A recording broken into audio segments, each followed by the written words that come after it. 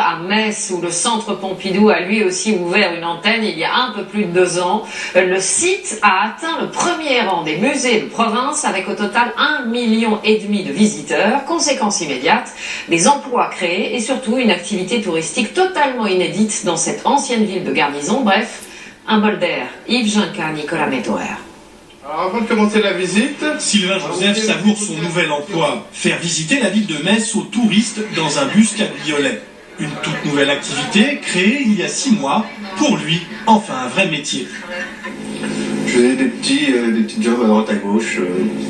Et puis dès que l'Open Tour est arrivé, on m'a proposé si je voulais bien faire la visite guidée de la ville de Metz.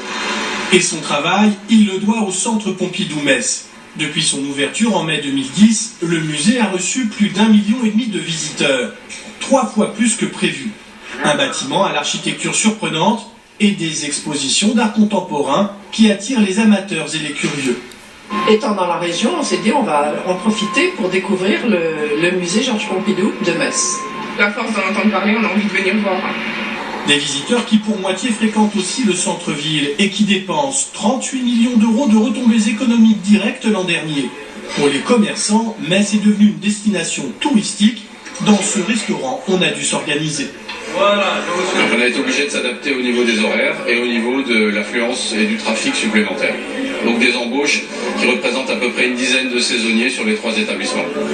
Selon la mairie, 400 emplois indirects ont été créés. Et ce n'est pas fini. La ville a décidé d'investir 150 millions d'euros dans le nouveau quartier autour du musée. Un palais des congrès, des bureaux, des logements. L'enjeu, donner une image moderne et séduisante.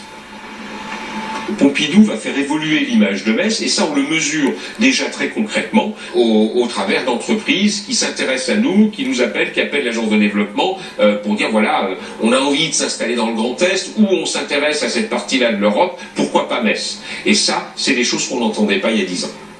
Au total, la ville attend 2 milliards d'euros d'investissement privé dans les 20 prochaines années. Et pour clore